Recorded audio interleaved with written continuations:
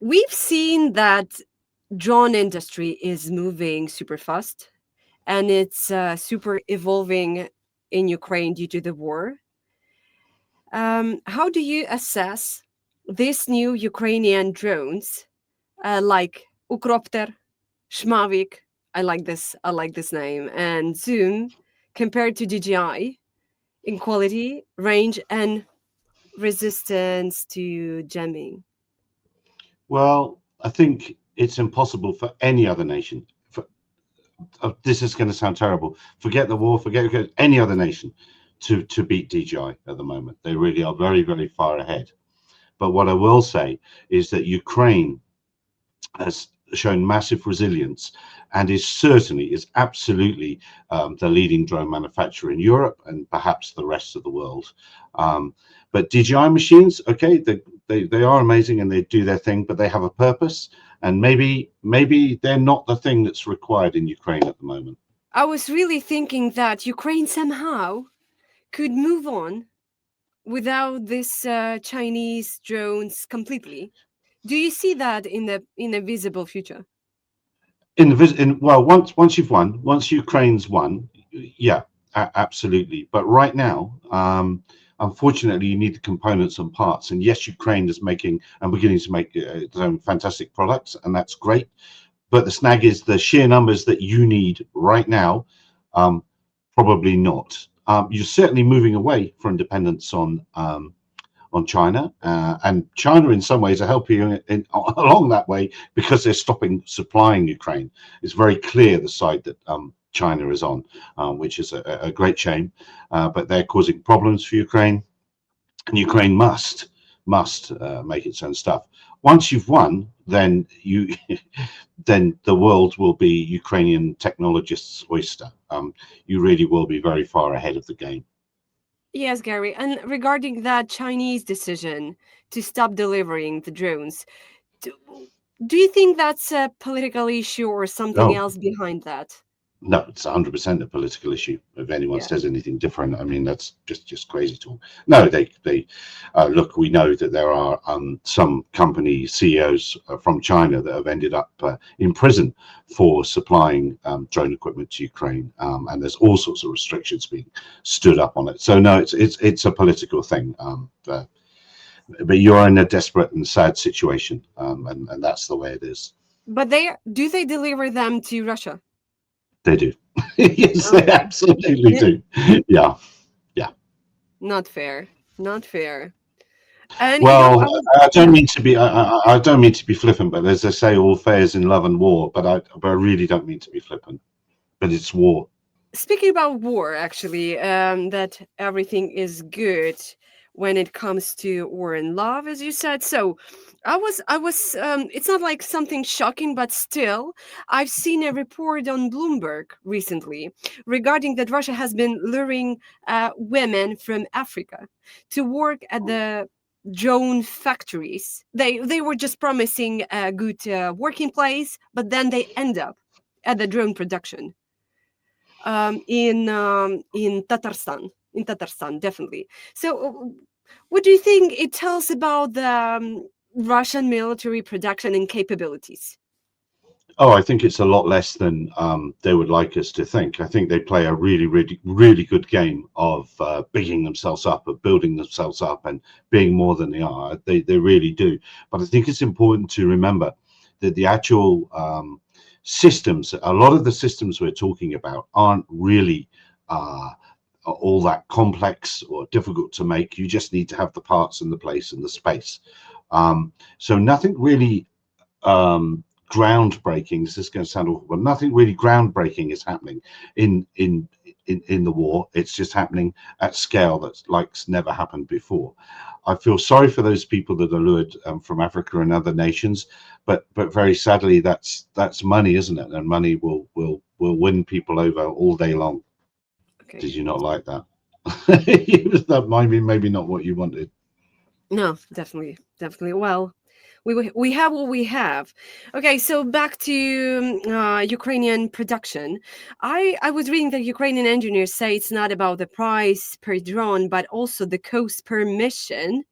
that Ukrainian drones can fly 5 times more missions than DJI. Okay, maybe super optimistic. Does that sound realistic? And for you, and I probably know the answer. Well, let's see. I don't think they're comparing apples for apples there. What you might be doing with the DJI style drone is very different to what they might be selling, which might be a fixed wing aeroplane type platform that, yeah, straight out of the box probably does go 5 times further or do more things. But I think what we've got to remember is 90% of the production of drones in Ukraine goes one way once, and so it almost, to not to be flippant, but it almost doesn't matter how many missions it does. It's doing one, but it's got to do that well. How do you assess the Ukrainian latest operations hitting Russian energy infrastructure using drones? Do you think we're Well, capable to do more and more oh yes, effective?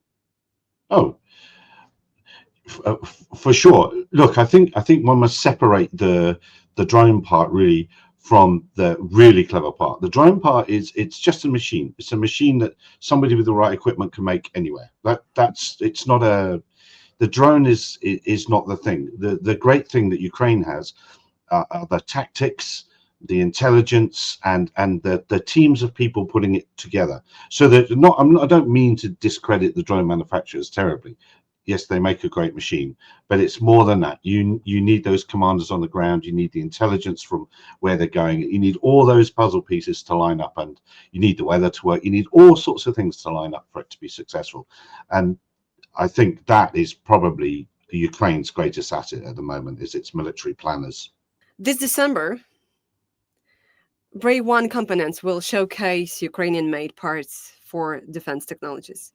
Can this kind of local component market make Ukraine a serious global player, or are we already a serious global player? You're already, yeah, you are, and the West is queuing up to come and have a look and see what you do and be part of it. And a lot of companies like Q-Pilot in Australia are very invested in helping, and there's German companies who are very invested in helping Ukraine, and they're not in it.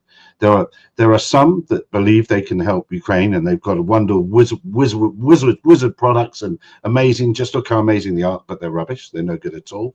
But the quieter ones, there are many groups of quieter individuals that are genuinely helping and genuinely doing their best, and not for profit. So Ukraine has to be very, very careful watching what the West is trying to send to you.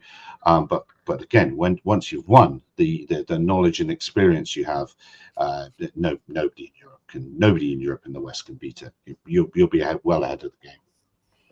Gary, if you would have a chance to, I don't know, to write a thesis or a book about a modern warfare regarding Ukraine, what 3 lessons you would put in that book that the world should know about this war, and also regarding drones as well?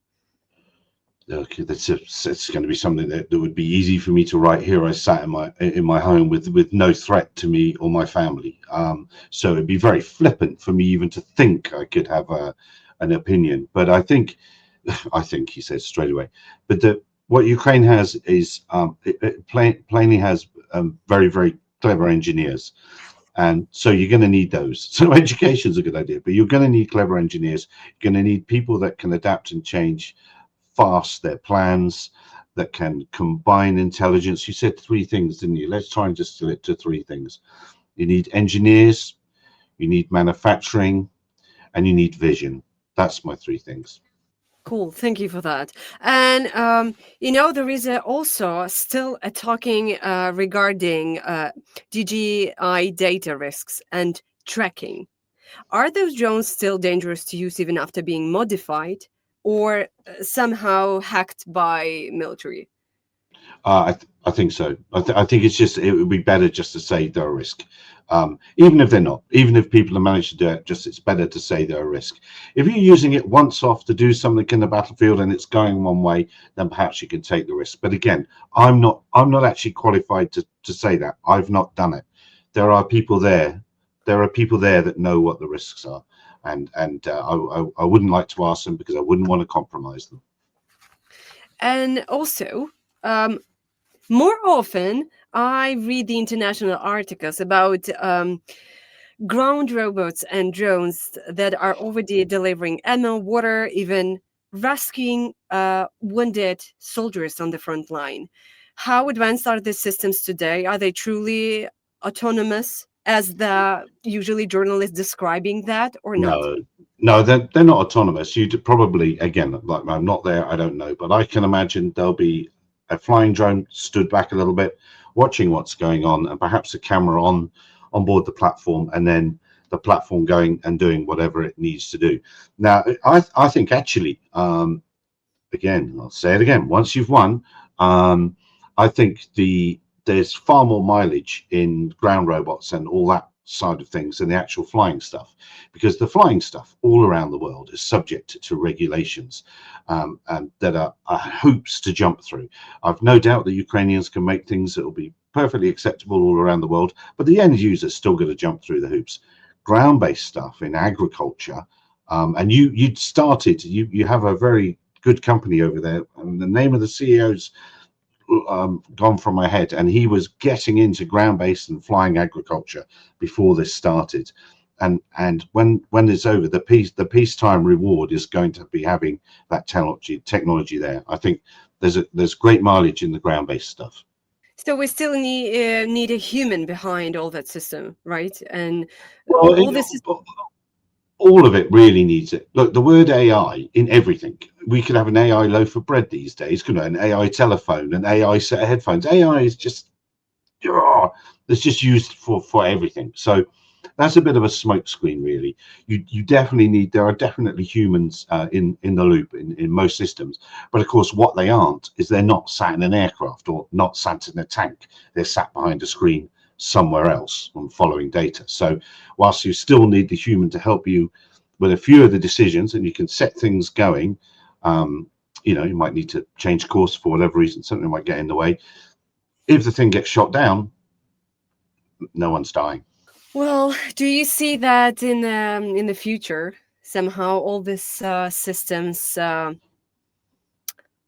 don't know how to say it properly. Will fight instead of humans, or it's not just not possible at all. It's an interesting question, but you wonder what the game is then, really. If you've got two lots No, just no, no. Wait. The fighting each game other. is well. The one state for another. I mean, one state fighting with another one. So I mean, but they are just using not the human Autonomous. resources. Yes. Yeah. But So I but mean, but then they use but then they potentially, to be frivolous, potentially they'd have so much equal power in the same area that it would be exactly the same as like the First World War, a manned entity where nobody's making any ground at all. But at least there's nobody being shot at. But warfare, I don't think. I think Russia is very clever at other forms of warfare that are nothing to do with the battlefield. Spreading misinformation and doubt all around the world. Sadly, and again, I'm very sorry. I don't mean to be. You're in a terrible situation over there, but they'll be using that a lot. They'll be using misinformation, social media, all that sort of thing. I think that's going to become a bigger component of warfare than tanks, guns, rockets, people. It's misinformation and what you can almost do without firing a shot. Okay. Gary, I'm just thinking how, as I said at the beginning, drones changed the modern warfare, and I'm recalling the. It's not a press conference. It was something kind of a unique and small in Ukraine. There was a festival, I would say, which calls Vladimir Putin do off by John Sweeney, a British journalist. So, and I was there, and there was a lot of soldiers, international soldiers as well, who's fighting on the Ukrainian side, and they were saying um, the phrase that struck me that modern war, it's nothing that we were reading in the books. It's nothing like we saw in the movies about a Mm, second world war or the first one. mm, mm. Everything has changed. Usually we saw a front line when we see one side and the enemy on the another side, and now because of the drones, um, the picture completely has changed, because it's not like about the front line, which is a dangerous place, but it's definitely 20, 30 kilometers away from both sides. How do you assess all this complex situation with using drones on the front line? Well, it's about it's well. Let's take ourselves back to the Second World War or the First World War, when when aircraft first flew over the First World War, first flew over the battlefield, and people would look. They barely had a map, but they would see, and they would scribble down on a bit of paper what they'd seen of the trenches as they flew over, and they'd rush back. And then there wasn't even really the means to communicate whatever they'd seen back to their front lines. But we've come to a place now where you can have multiple sensors, and aircraft stood off many miles away with all sorts of fancy radar seeing what's on the battlefield, sensors hooked into trees, so the almost instant digital picture of the battlefield is absolutely enormous. And that's the biggest thing, I think, that people don't grasp. It's quite clear if you move, as you say, within that 30k zone, perhaps a drone sees you, or perhaps another asset sees you, but things and machines are looking at changes, pattern of life over an area. So yeah, it's well, a fantastic example of modern warfare, as I go off topic slightly, would be spiderweb, when the drones flew out of the lorries very close to their target. That wouldn't have been seen. Well, it's seen now. Now you've done it. that's we've done it. You're right. That's the thing. That's the thing now. Well, and wind it back even more. You're absolutely amazing. You're a nation without a navy, yet you've made the Russian navy go away, and you haven't got a navy. How is that possible? So that wasn't seen by people many years ago. We were amazing autonomous boats going out, and they're doing the thing, and people. But I suppose, again, maybe going off, but at the end of the day, it needs very brave people, very committed people to get the job done. It doesn't get done. Robots are great, of course they are. That's what I do. That's what I do. But it's the heart behind and thought behind it that makes a difference. Yes, but why I was asking, because I mean, the previous question, because I really want the technologies would save the lives. It what bothers me as a Ukrainian, that if we're gonna use them more, then we're gonna save much more soldiers on the front line, men and women, and so that's probably it just. Yeah, I think yes. If you're coming to that, I suppose you could make ground, but you'd better come up with a modern strategy for what you do behind that, because I don't think it's going to be so simple as fighting up to a perceived border, or you're getting that particular. You've got to have a plan for what you're going to do behind that to keep that ground and all that sort of thing. War is a terrible thing, and that's the bottom line. And the sooner it's over there, the better. Yeah, and then speaking about Navy and how we're fighting with the Russian one, still I'm, I was thinking that Ukrainian army, they're learning very fast, but unfortunately, Russian army is also learning very fast from us. How do you see their success in, adapting to all this? The using drones, the new types of drones and everything. Well, there's absolutely no doubt that it's you and Russia that are the world leaders in this. That's the bottom line. There is no Western force that could stand up and match it now, match what you're doing. They just couldn't. There's no way. So it's you and Russia are the leaders. So again, if we're talking about some sort of new method of warfare, drone warfare or whatever, the fighting far behind the front lines, which is what your drones are able to do, and your new missile systems are able to go deep into Russia. That's kind of new for a relatively low cost. But it's you two are at the top of the table. The rest of us hope we don't have to do anything about Russia soon. They better train fast, and the West isn't training fast. As soon as it's over, so many Ukrainians are going to be in so much demand in the West to come and train. It's going to be unreal.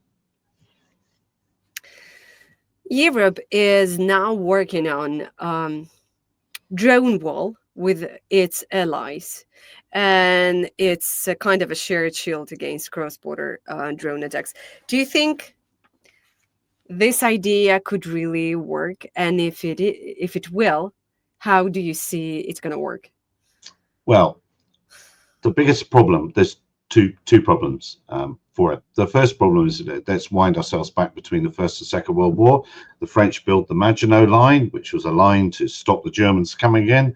What did the Germans do? They drove around it. And that's exactly, so instantly when I think drone wall, that's exactly what I think. It's like, oh, that's not really going to work. The same thing's going to happen. And the second thing is, if you're building it with ostensibly private companies, civilian counter UAS technology, all the bits don't talk to each other properly. It's not joined up thinking, and people are going to try, my system's better than yours. No, yours, no, mine's the best. Yours is the best. So you don't end up with joined up thinking. So I think it has to happen at scale. It has to happen right across Europe, right across the world, really. But it has to happen with a joined up network of sensors that are decided and standards. And there's a lot of people are going to be, there's going to be an awful lot of snake oil around this whole subject, and a lot of rubbish is going to be sold. And of course, who knows better than anybody else how to do this? It's Ukraine. So immediately, if I was in Poland, I'd be saying, hey, Ukraine, won't you just won't you just help us and come back a few kilometers here as well? And that might also help Ukraine. If more countries, the further back you've got your sensors and the more sensors you've got into the big digital picture, then the better picture you're going to get. But you absolutely would ask Ukraine to help you. As an idea, a lot of political grandstanding, I think. It's a little bit more than saying, let's just buy equipment and point it towards Russia. But Gary, if you would be responsible to build that drone wall, what would you do? Would you say, yes, I'm going to do that and I'm going to do it perfectly? Or you would just refuse that because it's just not a good idea, as you No, mentioned? no, I wouldn't. I absolutely would refuse the idea of here is a line, nothing's going over this line, because you'll go around behind. Ukraine did it. It was a spider web again. You did it, so you just go around behind. So the idea of a wall, yes, but I would knock the heads together of airports and militaries across Europe and say, hey guys, all get the same kit, start talking on the same song sheet. Let's see what can we do. That would be perhaps week one, but you'd know it would be a very difficult task. I'd definitely get Ukrainians in, but then we'd have week two. Well, what are we going to do this week? And you change and change and change. I firmly believe one of the narratives happening at the minute. If you want to close an airport anywhere in Europe now, you just ring them up and say, "Hello, I've seen a drone," and they'll panic and shut the airport. And that's because there's not joined up thinking. It happened last night in Belgium. So for Russia to talk about the psyops, they can mount a campaign to sort of semi-cripple European air travel just with a telephone, and that's wrong. So that's got to change first of all, and then yeah, I'd have lots of iterations. So I'd make sure the military and airports were together and working on the same side. Yeah, when you're saying, Gary, about the airport, I forgot when I used one. No, I mean, I'm using them because I'm a woman, I can go out, but it's just the luxury that will not get back to Ukraine. But I mean, that's a smart thing. And, that's very interesting of you that you said that. Gary, thank you so much for your time. It was a pleasure for me to speak with you, to hear your opinion, and I hope to see you again with a new information and insights. Super. Well, thank you very much, and keep going. It'll be over soon. You'll win.